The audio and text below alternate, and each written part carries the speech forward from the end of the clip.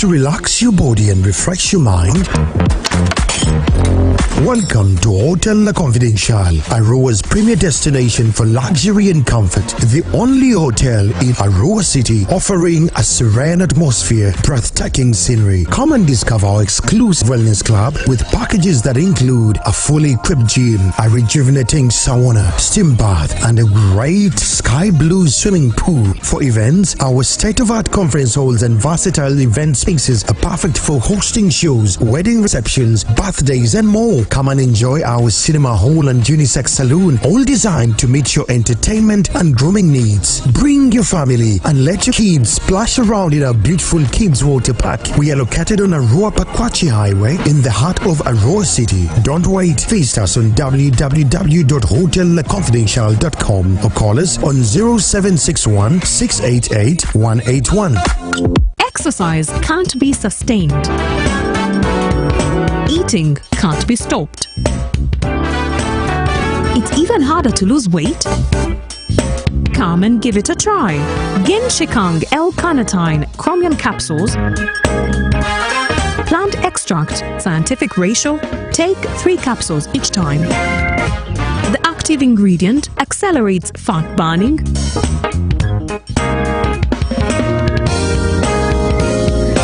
Eat twice a day. Don't take a detour. Weight loss starts now.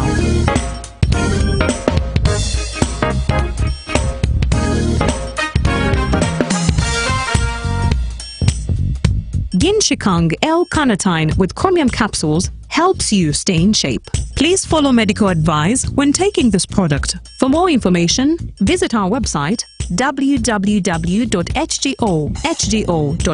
or call 0800 335555.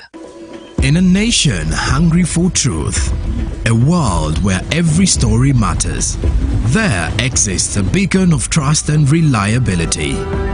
For decades, they've been our voice and our window to the world, holding the mirror of our history. With 4 TV stations and 11 radio channels spanning 27 languages, they stand as guardians of information, defenders of truth. With Mascari Heritage Advantage, they uphold every citizen's right to reliable and free information. Their archived stories shaped our past and illuminate our present. Yet now, as new challenges arise and the world evolves, their mission faces its greatest test yet. Be part of our journey and let's navigate the unknown, uncover the untold, and safeguard our future together. Tune into your public broadcaster, for it is the intersection of trust and truth. Because to UBC, your story, and every voice matters. UBC, inspiring Uganda. Juko. Yo. What you check the shopping, man. What's your secret? Uganda, haven't you heard of the parish development model PDM? Yes, I did, but I thought it was just a talk. No, Sebatia. It is real. I and a few friends together formed a circle, accessed money from the PDM, invested in a portrait project, and now things are moving. Juko. I thought I was one of your friends. You are. But you left me behind. I didn't. But what you do, just visit your LC2 chairperson and your parish chief and start the process of economic transformation. Just like that. The parish development model is an initiative from the government of Uganda through the Ministry of Local Government designed to transform all lives of Ugandans for the better. PDM, my parish, my development, my life. Pick of the day on UBC.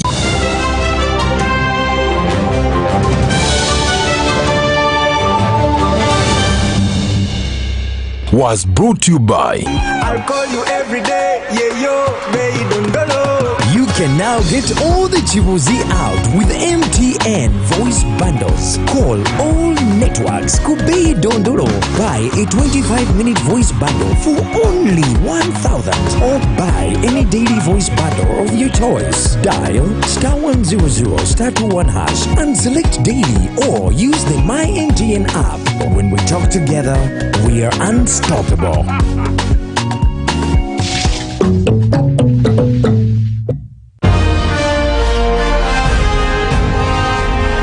Live from UBC Studios in Kampala, this is Good Morning Uganda Extra.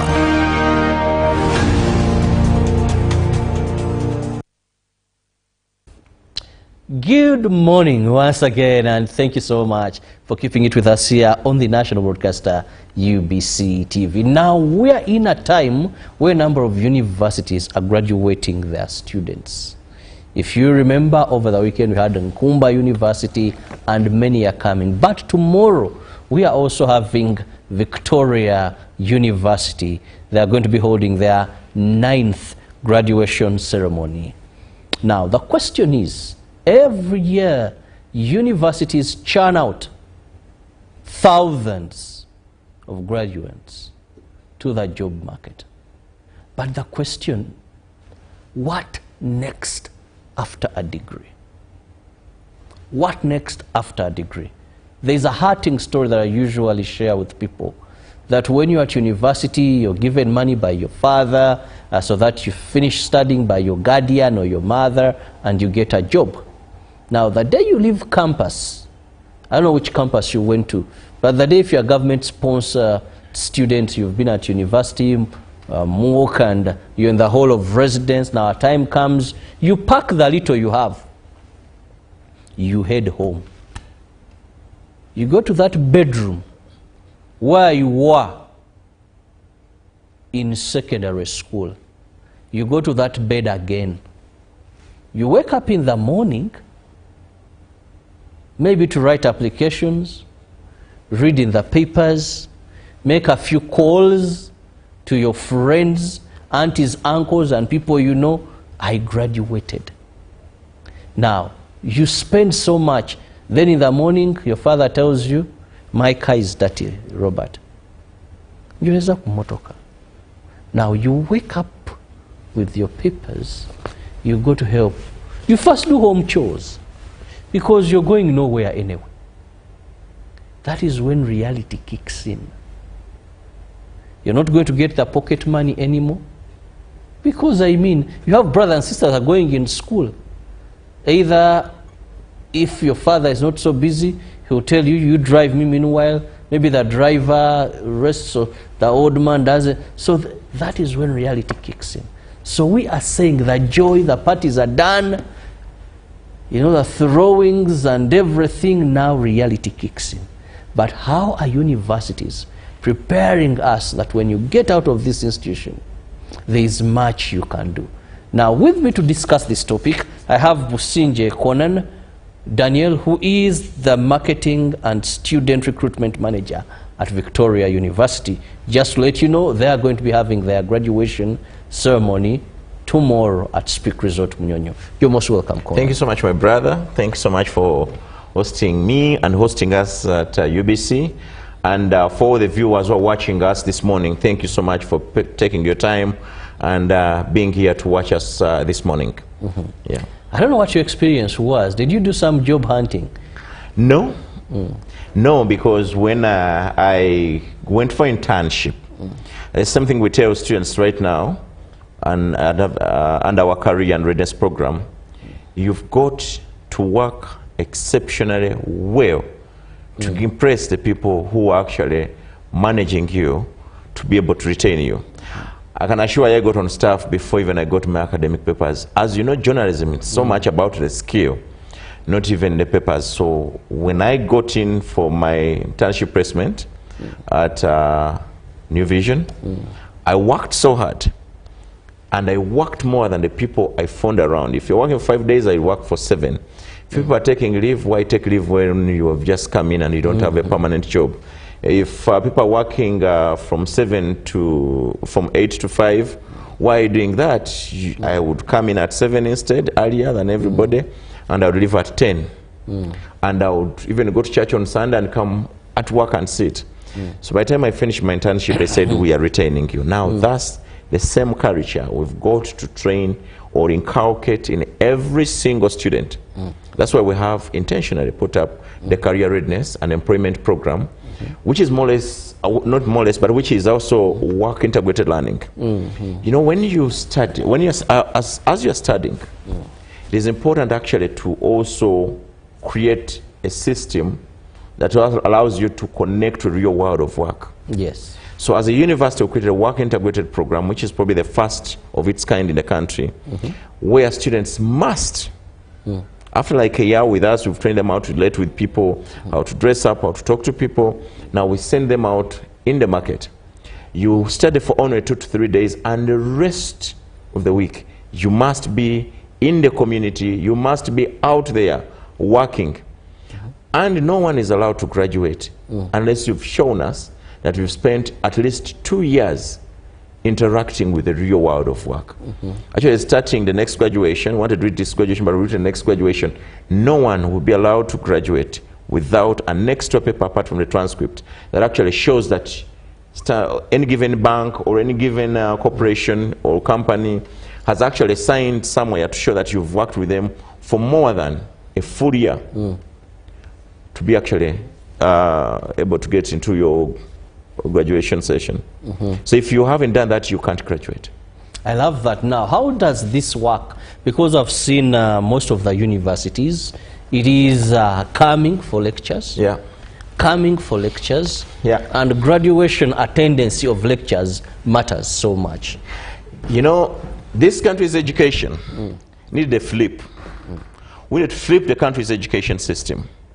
Why? Because something was wrong.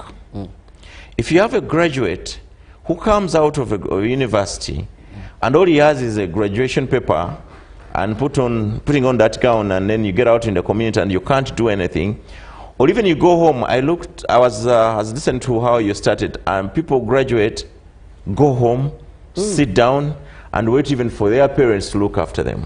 Yes. Now that is wrong.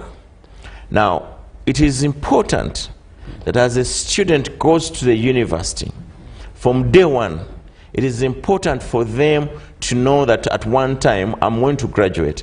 And then when I graduate, I'm not going to sit home. It is also okay for someone to think, I'll look for a job. That's fine. But you must prepare from day one. But the most important thing is that we are trying to give students additional skills, additional knowledge. With artificial intelligence, there are so many things you can do. And also technology, there is so much you can do. And at the end of the day, it is important for you to use that knowledge when you graduate. Don't just look for a job. You should actually be able to get to a situation where you can start something. And if you get a job, nothing wrong with that. Go do a job. The job you've managed to secure, go do your job.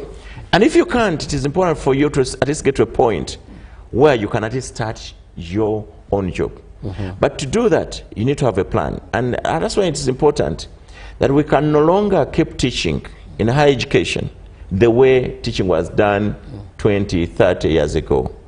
Now, you remember the time I used to hear my father tell me stories where before graduation they would come and even pick them from their universities where they would be and say, for you, want to take you and you and you and you. They would get jobs before graduation. If you got a first class degree, it was a master job is there for you. Either the university retains you, big companies would pick you up. That's the point. Now we have flipped the card, and every higher education institution that gives your child education needs to be at that level. We've flipped the card and we've gone back to that time. Before you graduate, probably you're so good, and if you're so good, the same university as training should give you some work to do. We have so many students we've retained. Tomorrow you'll be able to see one of the young girls called Linda. Linda, this girl here, she was very good. We retained her. She's our e-learning officer. But she also wrote a book. And she's launching her book tomorrow on our graduation. And she has already sold a number of copies. She sits next to me. And she has sold over 50 copies now. Now that's it. She has just been out of the university. 1 year she has a job. Even if she didn't have a job, she would be selling her books. I'd rather she would be moving around, moving to different offices and schools, marketing her books and selling her books where she can earn millions of shillings, probably what the university can't even probably pay her. She should be able to earn more from her books, even much more than she earns from a salary. Now, that is the education we need. And every higher education institution needs to go to that level. But the onus is on us as parents, as students, to really see if we are picking the right institutions to do that. And that's the importance. Graduation, going for graduation, it's okay. We'll go for graduation tomorrow. We shouldn't just be singing praise of the graduation we are getting into. It should be about where are our students going? How have we prepared our students that we are sending out tomorrow? Can they get jobs? Can they make a difference? Or they just have to do the ceremony, do parties, and then sit home with their degrees? That's wrong. That has to change. That's why we are focusing on things like digitality, innovation, and employability on our theme tomorrow, knowing that every single student that leaves our university should actually have a job somewhere. Now, if you don't have a job, we should actually start a job somewhere.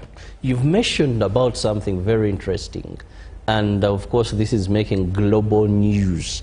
That is artificial intelligence.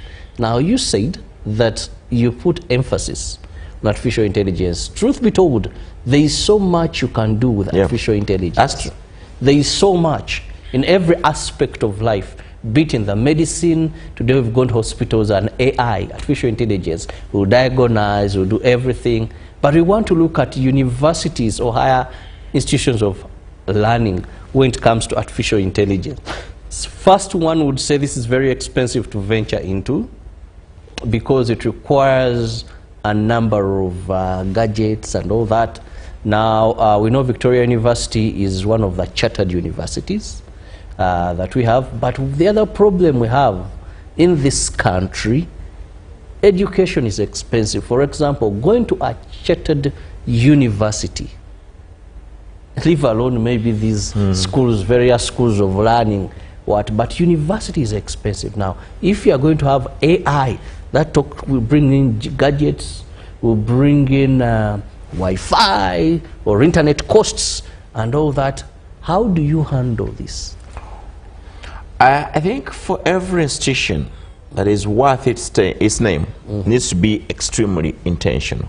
You've got to be very intentional from the real first day you get a student admitted from the university. I mean, admitted into your university. You know, artificial intelligence, by the way, it's not just about university education. It's for every single person that is watching me today. The reality is you cannot run away from artificial intelligence. See, like I used to tell us that you can't run out from mathematics. Now it is better you can keep dodging it as much as you want, but the reality is that those who take time and learn something from in artificial intelligence, they will actually do a better job than you in whatever sphere of life they are in. That is not avoidable. You do not have to say this is for university students. It is not for people who are at school. It is for every single soul that really pays attention to being excellent.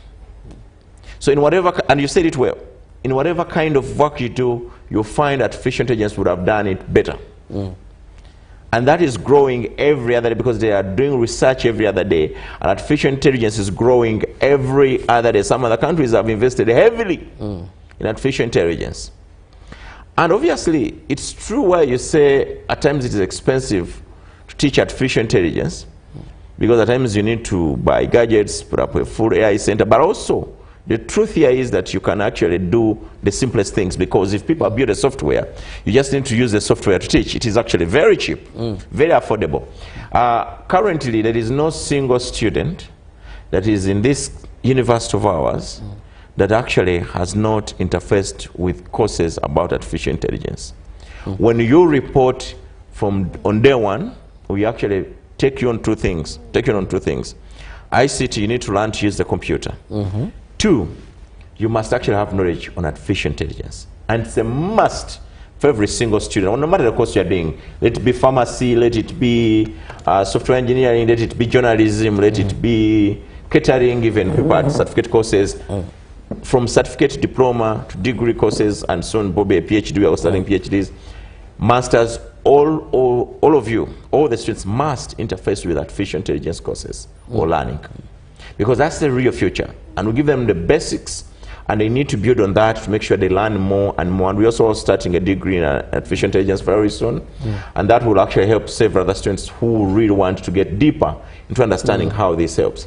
Now, we can pretend that these things of technology, digital life don't matter.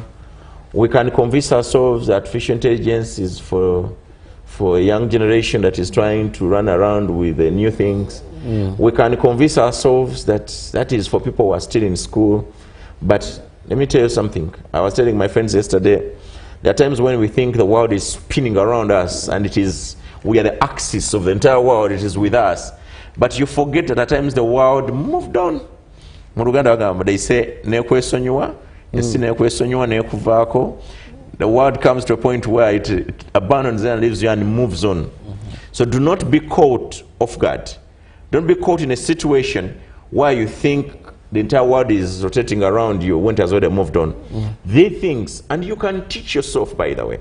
But it is better times you get into institutions to guide you very well with some of these things, and at least get the basics, then you can take on deeper developments or learning for yourself in artificial intelligence. And that's what higher education should be about. They think, at times when my Vice Chancellor, Professor Les Muganga, gets to talk about artificial intelligence, it sounds like it's a highly far-fetched dream.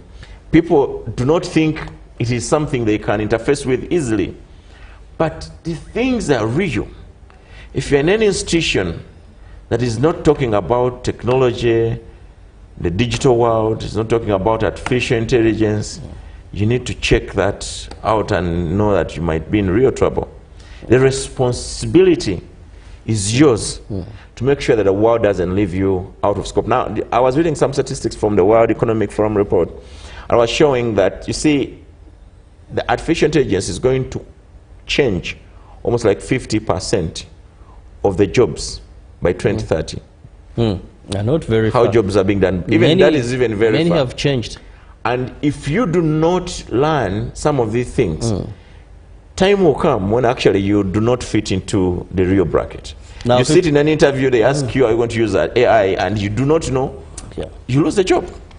Today people are using AI to create websites. People who are creating websites today and were getting a lot of money. AI in just minutes you have a website. Others are using it to write books. Obviously, you just have to learn how to prompt it to be able to give the message you want. You just don't put in and it creates for you. You need to learn to prompt it. Those are the things you need to focus on when you're learning artificial intelligence. And to also, others are using it in meetings. Making adverts. Wow. You don't have to be in a situation where you have a secretary who goes and types for 3 hours, is typing. You need a background, maybe on a lake. Yes. Just command AI. If I commanded AI to record this show, it can record it, edit it, and it can sense this is my voice, this is the host's voice, and actually write for you a transcript of this entire show. In the past, I would have to hire 5 guys, 2 or 3 guys to actually come up with a transcript of this entire show. It is affecting so many things: music, offices, management, everywhere, advertising, and every scope of life.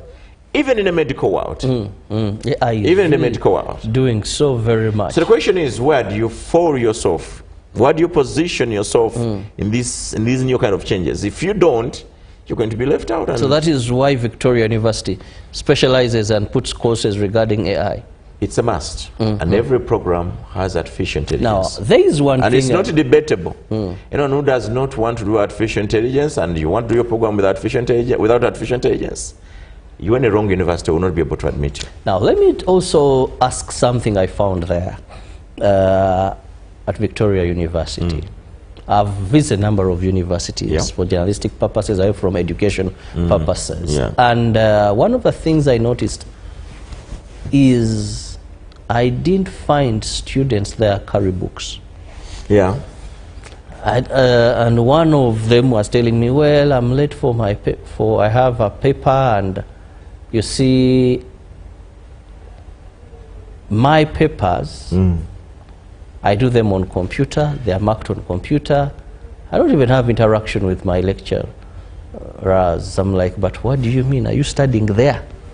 He said, no, for us when you come in, you must have a gadget because everything, we don't use paper there. We use computers. And I wanted to interest myself, one, the cost then, how do you limit cost from going high? Because we said here you're using gadgets. Two, for the unfortunate, how do you handle that? Because we've rightly seen today I've been at job interviews. I want to mention some organizations, top-paying organizations, where you get in the room and all you have is a computer before you. There is no contact of human beings. Yeah. Maybe a few, we went one, they tell you, well, turn on Zoom. And I want to tell you, many failed because they couldn't just operate. The interview was basically a Zoom interview, the oral thing. From Zoom, then you had to, they would just give you links, do this, copy, paste, send this. So yes, the real world is getting to that level. If now applying for passport, you just have to use internet. You don't, then you go for the interview, you've paid all the payment. So Conan, how do you handle this expensive thing and still make Victoria affordable?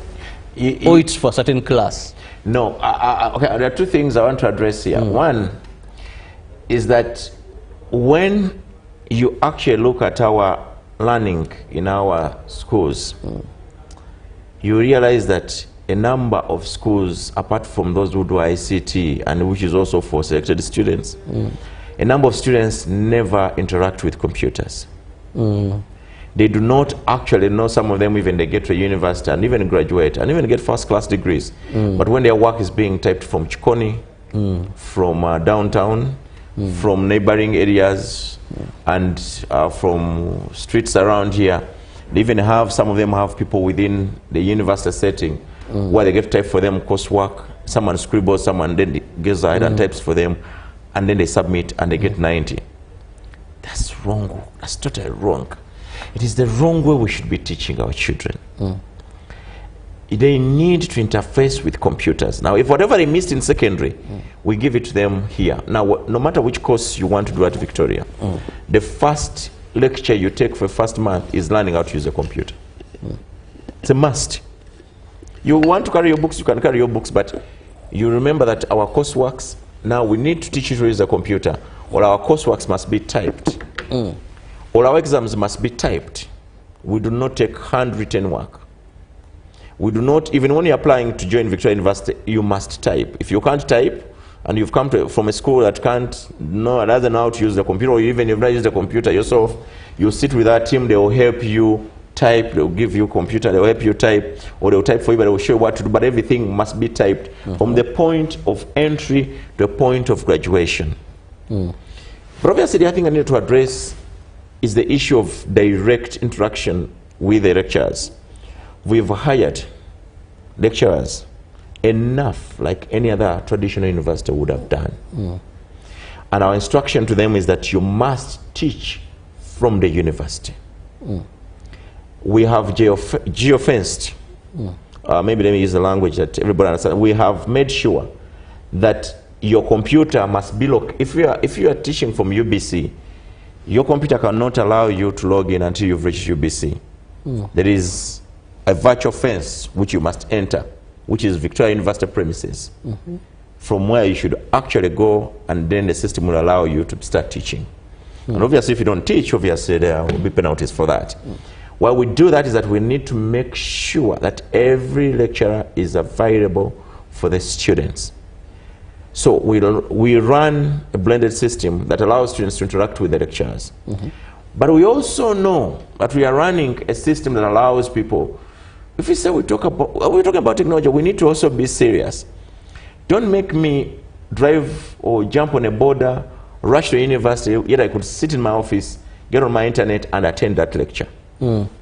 And we've made sure in our way of instruction of a lecture room, or as the lecturer is teaching, you must interact with students There must be this conversation. Even if you're sitting here, I should be able to ask you and you give your presentation from wherever you are.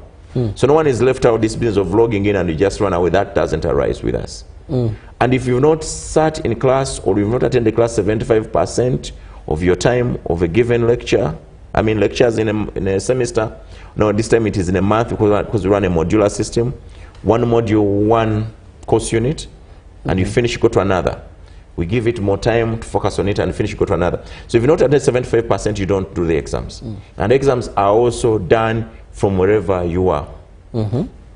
Now that's the change we need in higher education.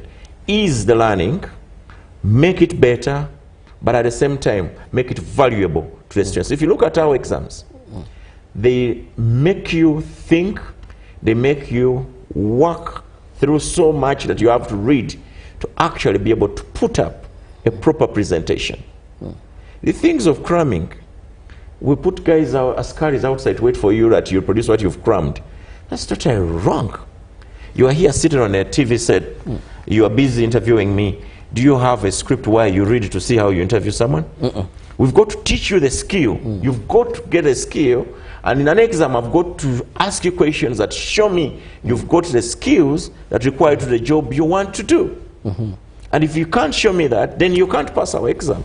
Very interesting there. I love the fact that then people are able to get used to these gadgets, that move according to where the workspaces have moved to. Something you talked about, affordability. Affordability, yes. We have made sure that every office, every lecture room has free Wi-Fi. No student comes to our university and uses their Wi-Fi. Everybody uses the free Wi-Fi we've actually allotted them. And we did that because we felt if you're going to transform a group of students that have not even interfaced with the real world of technology, computers and the rest, you've got to make services accessible. If you can't afford a laptop, we've built state-of-the-art laboratories which are open to students all the time, and maybe very soon, maybe this is a top secret, but we are actually trying to, soon we are going to go to a level where we teach day and night. There is a big night economy. In other countries, people are actually busy at night working. When we are sleeping, doesn't mean the entire world is sleeping. They're actually working.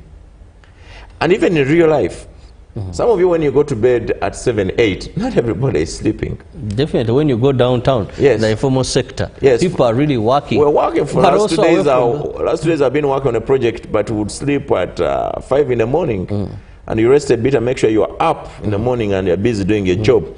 Now, there is that economy we are living out. And there are also people who are very busy during the day, but the best time when they can study is at night. We need to go to that level. And then I'm not going to expect everybody to be crisscrossing from every part of the town to come and attend lectures. You can stay where you are, stay in your bedroom, but we'll conduct a lecture, you will understand, we'll teach you the skills, we'll give you assignments to go try out things, projects you want to work on, and be able to report to us, and we check your skills and knowledge acquisition, and we assess you if you are good enough. And if you are, then that's when we let you pass as a student in this university. Very interesting. We are looking at preparing. Now, we are going to yet to tackle something very important. You see, one person told me a degree will take you to places. Yes. But character keep you there. Will keep you there. Wonderful. Now, I've seen people with first-class degrees. And someone tells you that person is not employable.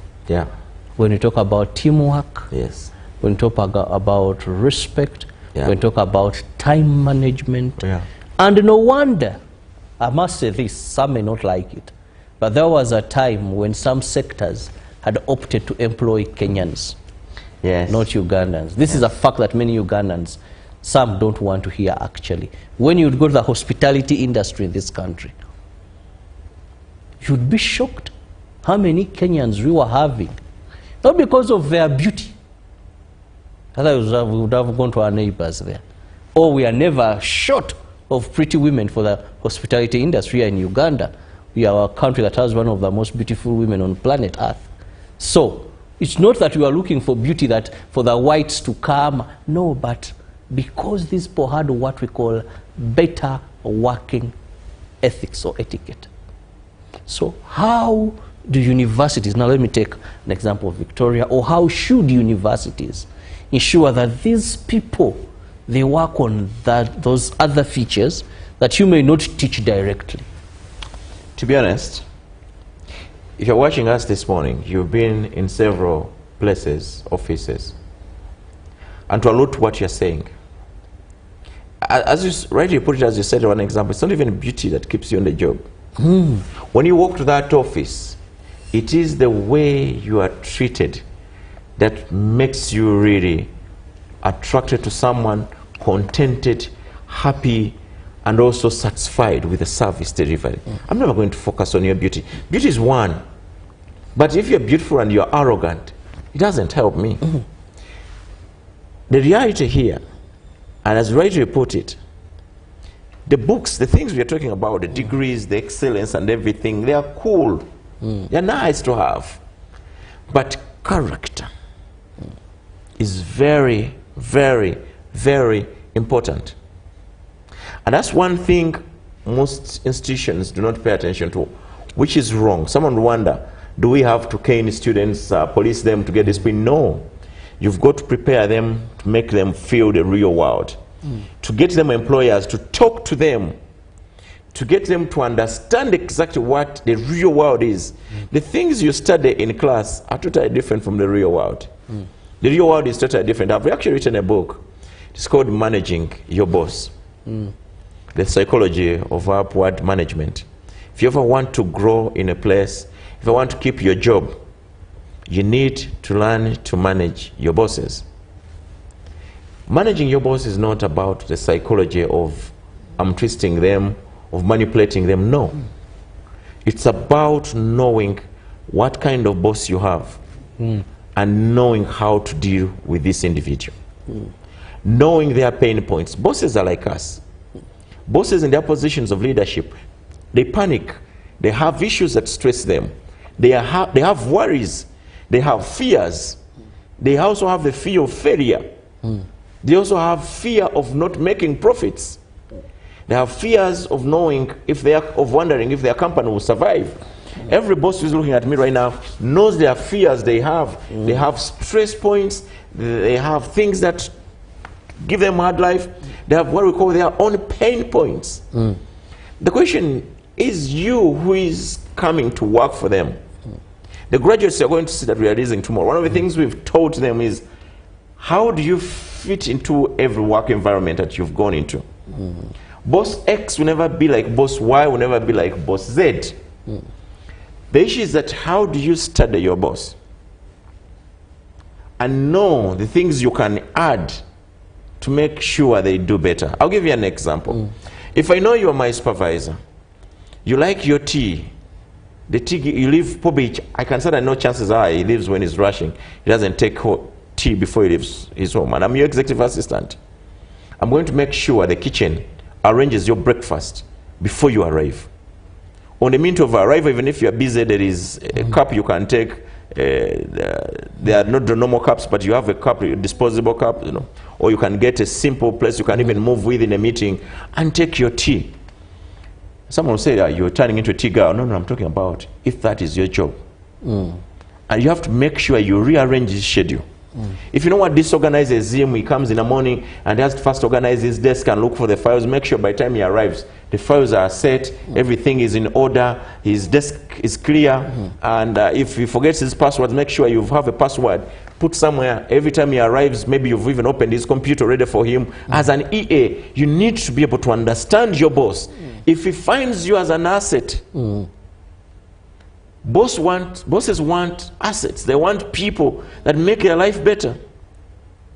If you can't do that, you keep your job, you grow through positions. So it answers your question that all these papers, all this teaching will give you a good job interview, you'll pass it. The question is, can you maintain that job? There are things in real life that you need to understand.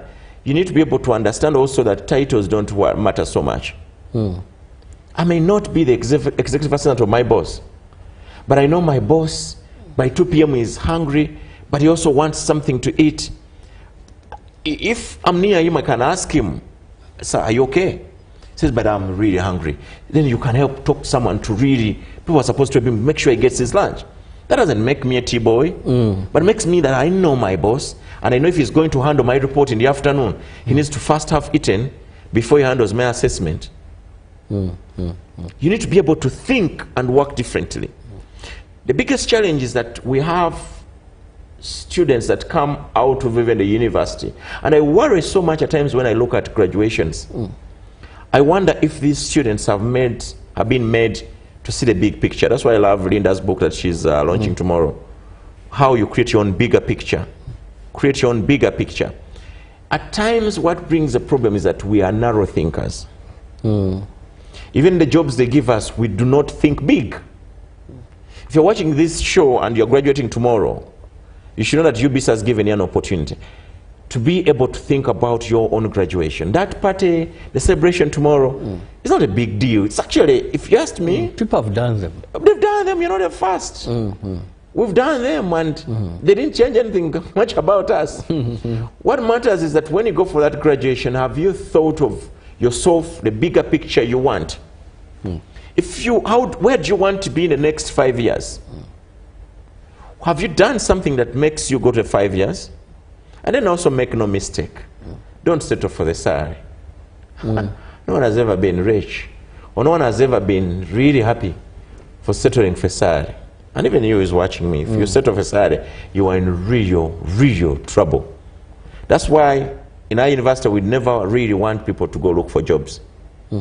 Core number one, create your own job. And should you be very unlucky and you get a job, you need to find the ways, the thinking that should give you things that are addition, that don't distract you from your work you've actually asked for, which you have humbly applied for, and even passed through the interviews and secured a job. Find things that don't distract you from that, but at the same time, be able to do your work and do something on the sideline. Find people to help you manage something. Find a job you can manage without necessarily leaving your workstation. And at the end of the day, that will help you survive. And that's exactly what higher education should be about. That's why at times parents pay for children, they graduate, and the salary they give your son for the next 10 years is not worth it even to buy a plot of land. Yes. So the question is then, what is your son or daughter going to do? Your daughter needs to learn things about savings. You need to find things to do with investment, joint ventures, coming together, innovative projects, buying land and investing something on it, buying land as a group and planting trees on it. In 5 years you can cut trees and sell and start another project. The rich men and women you see in this city all over the world, they are not rich because they have jobs. Even if they're giving you 100 million shillings, if you set off a salary without a plan outside, and they give you 100 million and you spend it and you wait for another 100, you will never become rich. Because your spending scope will change. The house you stay in, you want a house of 20 million. You'd want to drive a car of 400 million. Your children will have to go abroad. And because the amount of money you receive as a salary gives you the reason to spend and the things to spend. If I'm earning 500,000, I'm not going to think of taking my son abroad. But if I'm earning 1 million or 20, 70, 30 million, I'm going to take my son abroad. So your salary will still come, and go like any other person who receives 1,500,000. The question is that, can you find something on the sideline that you can do? Can you invest? Can you buy land? Can you start a project? Can you start a travel company? Can you find something else you can do? Can you write books that can be sold without you being distracted from your workstation? These are the things we prepared and given our students during the Career Readiness and Employability program, which now has transitioned to the COPE program, Cooperative Education, where we give people extra education that makes them fit into the real world, other than focusing on the knowledge we've given them. The knowledge we give them at the university is good. But if you ask me on a good day, I will tell you, education from the university is useless if you do not think better. So now we teach them to think. I love teaching them to think. You know, most of the times when you go to graduations, as you're being churned out, they tell you, go into the world, be job makers and not job seekers. True. And then you ask, what have you given us that is going to make us job creators and not job seekers? And this is my brother also in relation to that. we keep asking government, how many jobs have you created for us? Government is not giving us jobs. Everybody is blaming government for people who are not employed. Yeah, partly you may have to blame them. But it is your own responsibility to fix it. You are government, by the way. The difference is that you're not on their payroll, but you are government. Your responsibility is to help this government do better. If you start a job, you employ others. Yes. If you think big, it gives an opportunity. I mean, if you think big and you start a nursery school, you think big and start your own university, you've helped government create jobs. You've just reminded me, yesterday I happened to go to Chinatown, just in here. Now, there were so many people inside there. And of course, there were some Chinese said there. So I asked my better half, that how many people do you think these are employing? Said, now this plus Akamweshi, when I look here, we have about 100 people. I said, no, those that load things, those that do this, those that the taxes they are giving. The guys that clean. The guys that clean. Now, said, if every Ugandan would start a job and employ at least 5 people, how many? Then she asked me, but how many Ugandans have the knowledge to start? Yeah, obviously the question, however, the people who are watching me are going to tell you, obviously we don't have any resources. Resources. These are fresh graduates. Let me give you from something. university. Actually, here is capital for you, the fresh graduates. Here's an opportunity for you to actually get resources. The first, if you've read the, if you read the diary of the book is called The Diary of a CEO. It talks about the 5 buckets you need to fill in life. One is the knowledge, the other is the skills, the third is the network, then obviously then capital, which means resources, and the last one is the reputation. And those buckets must be filled in the same order, if I may repeat them. The first one is knowledge, what you know. You must have the knowledge. Yes, what you know. The second one is the skills, what you can do. Very good. And the other one is the network. The people, who do you know? Social capital. Social who do you capital. Know? Yes. Exactly. Your colleagues at university, you've been coming and going. Yes. You know, you have this vibe, your hype, you come from family, you're above many, you don't know what even they are doing. Exactly. The other one is the resources, which is the money and power. Yes. And the last one is the reputation. Now, those buckets must be filled in that same order. Now, we've trained our students to understand that. You've seen businesses that have started and they have collapsed. Yes, that some people skip these buckets. Now, remember the buckets we talked about now. The third bucket is called the network. To work on that network, it must be intentional, it must be planned. But we also know there are people who are not exposed, students who are not exposed to the real world. Yes. Now, if you're not exposed to the real world, they do not have connections. Some come from the villages, even some are born in the cities and are kept in their houses, their father's houses. They never get a network. And obviously, when they graduate with their books, they have no one to talk to help them. That's why we started a cooperative education program. The work integrated program, or the work as you study program, because it gives you an opportunity.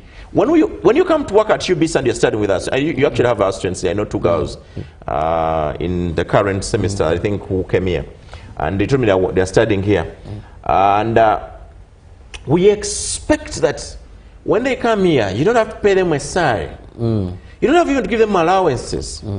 In their studying pattern, we quoted our fees and their affordable tuition.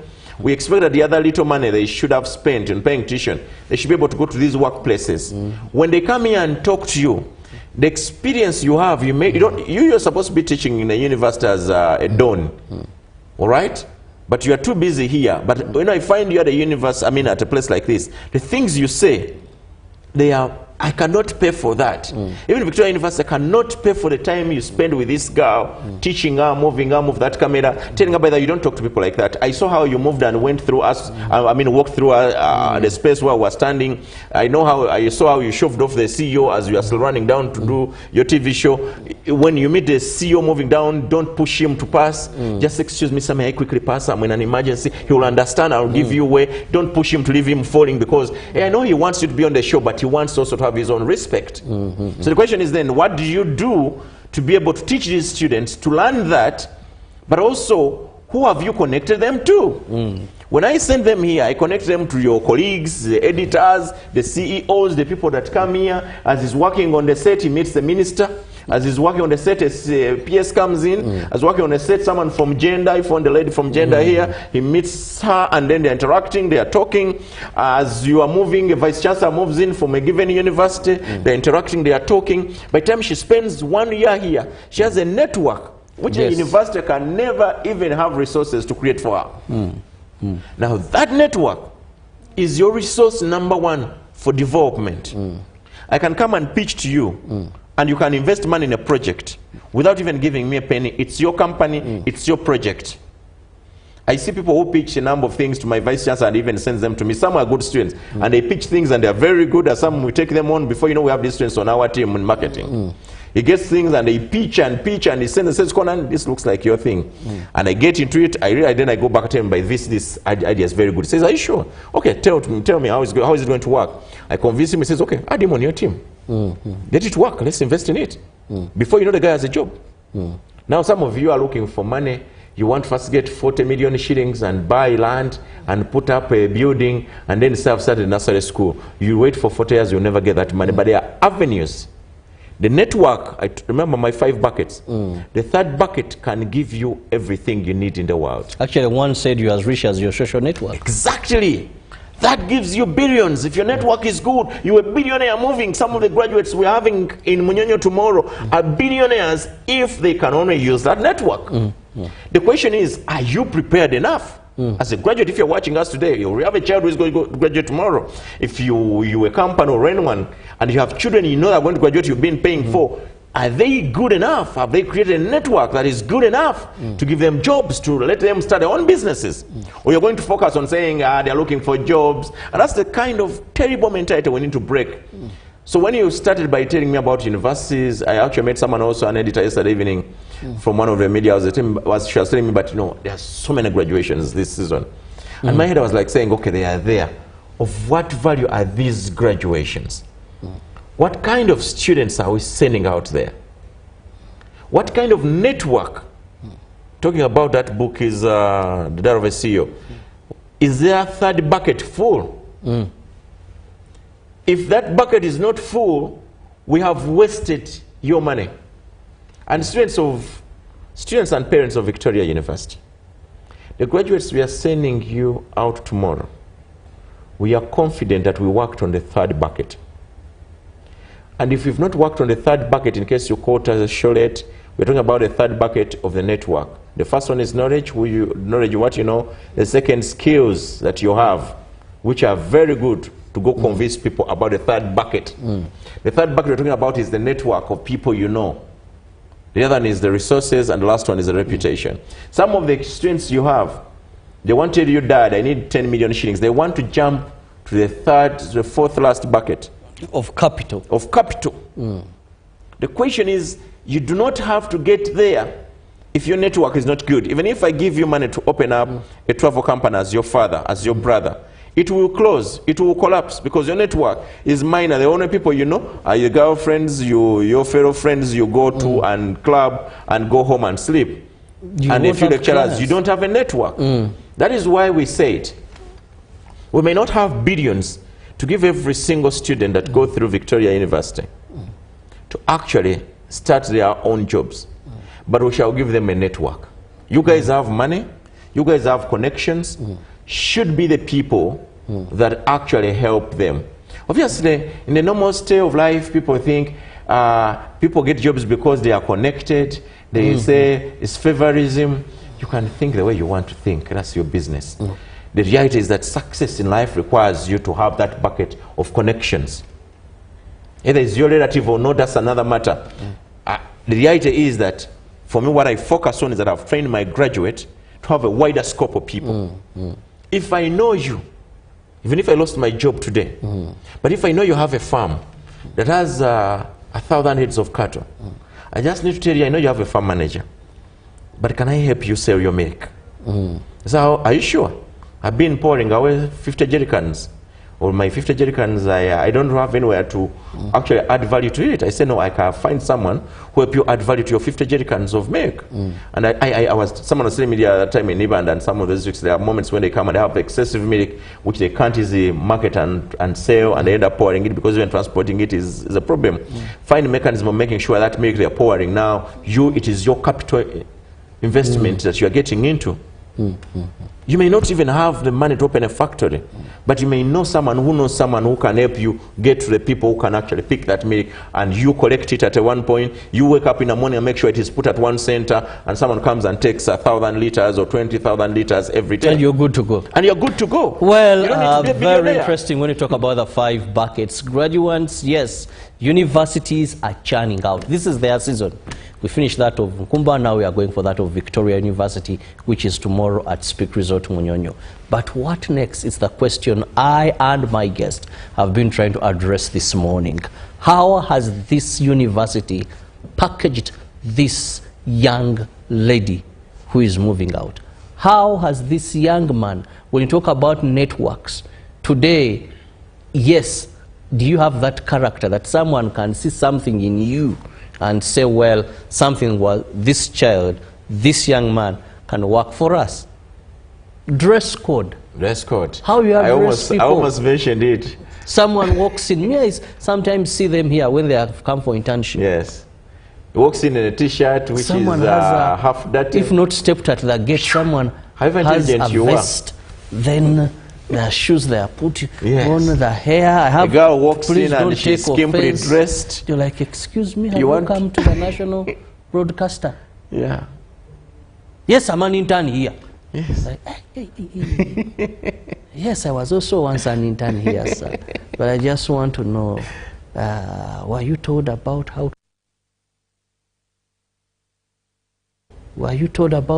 to speak to people? Yes. I know you're an intern. Yes. You've also been interns. Yes. But I simply asked, can I show you my data? Yes. Like, but no. You look through and you're like... The gentleman we gave a job and after the next day I told me I was supposed to be here by 8. He said, but did you read my WhatsApps? I sent you WhatsApp and you didn't respond. So you think I should just show up when you... I said, really? You think you're going to work like that? Dream, actually, you sit down. I had to first help him understand something foremost. Let me tell you, I remember one time I hosted someone on a show here, and the show started at 8. It was very clear I had to start at 8. This person arrived 20 minutes past 8. And I told him, well, we've decided to call off the show because it's 20 minutes past. Maximum we can give is at least a quarter to. And this person told me, and you're aware of jam. There's jam everywhere. You expected me to be here.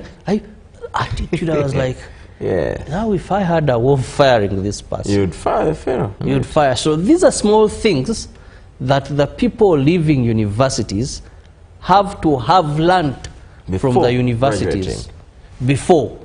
Otherwise, many may not find what to do. Apart from the other additional skills we've talked about. We've talked about AI today, that yes, these are some of the things that a person, even from getting a job, there are so many young boys that are self-employed using the internet. Yes.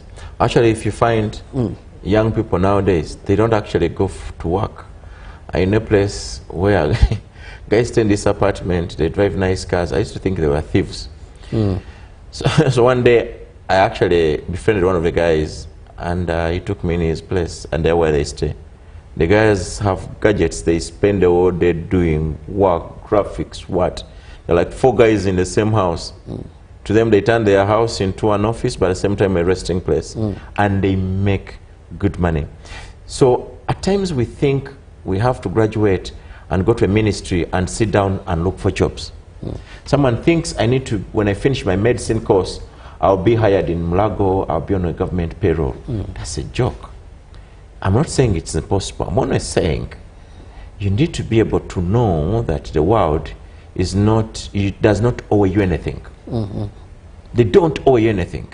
You've just reminded me when we talked about medicine. Yes. I was Googling, actually I was moving on some site and I met mobile doctor. I'm like, mobile doctor, what is this issue called mobile doctor? I was shocked. This is a doctor. He will recommend you to go if he needs tests. But he will come and treat you and specialize in whole families. From wherever you are. You know, he has a group of, and it's very expensive. Yeah. A young man making money. And building on what you've said, he will come and treat you from wherever you are. From wherever you are. If you're a graduate, one of the things we've taught our people is to find problems. Find the society's problems. Find the society's pain points. That is your company that is growing through the pain points of those individuals. Like that doctor where knows that there are parents who don't have the capacity or even the resources or even the ability to go to hospitals and sit down and line up. There are also people, because of their status, don't want to be in these places. There are also people who even do not know what to do. But what they have phones. So if they have phones and I know I can come to you, all you've got to do is to call me. I'll drive my clinic even to you. Even as regular checkups. Yes, I'll drive my clinic to you. I'll come and even do tests from there. I'll come with the nurse and the doctor, they'll treat you from there. Before you know, you'll have 70 people you're treating. Out of 70 people, one doctor is not enough. You hire more doctors, more vehicles. So every day you're just having a network crisscrossing. And then you have people sitting down waiting for calls. And then being able to tell people, like, go here, help the other person, do this. You've just left another person who is sick from that point where you are, please go back. Well, we can spend the whole day. Conan, let me just have your parting shot in less than a minute. My parting message to everybody who is watching us and listening to us this morning is that the world does not owe you anything. Or this country doesn't owe you anything. It's your responsibility to demand and get what you want to get and secure it. And most of the things that we go through in life as young graduates is not knowing how to get jobs. And some of you looking for jobs, as I've said, it's not even the right thing you should be doing. You should be able to create your own jobs. We've talked about how to create jobs. We've shown you avenues and how to raise capital and how to actually start businesses. These are the things we should be telling our graduates. You don't have to be a graduate of Victoria University. You can be a graduate of any other university. The question is, what have you done yourself to make sure you change your life? I've talked about the 5 buckets of life, what you know, sort of the knowledge, what you know, what you can do, your people you know, the resources, and lastly, your reputation. Some of you are looking for the reputation before even you can actually be able to show anything you do. You walk into this place, you are demanding to be respected because you're a son or daughter of someone big, or you actually coming from a university you think is so special, and they don't care actually. The people who are here, they don't care. All they care about is that, can you do something? Do you know what you want to do? And then they also expect that when you get to meet them, you develop a network of people that will help you. And also, when you do begin getting a salary, save and also invest in your things and build your future. Thank you, and I hope you can think about that and be able to transform your life. Well, thank you so much, Conan Businje, Daniel, who is the Marketing and Students Recruitment Manager at Victoria University. Tomorrow, they'll be holding their 9th graduation ceremony at Speak Resort, Munyonyo. I want to wish all the graduates the best and many bright days ahead. Have the best of your day. May the good Lord bless you.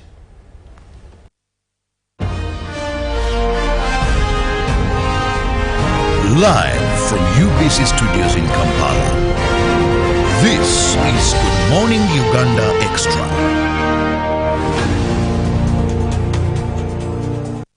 Pick of the day on UBC.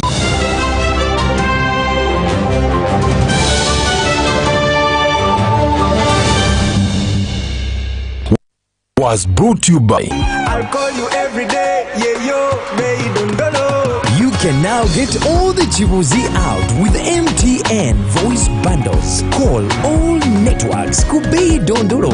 Buy a 25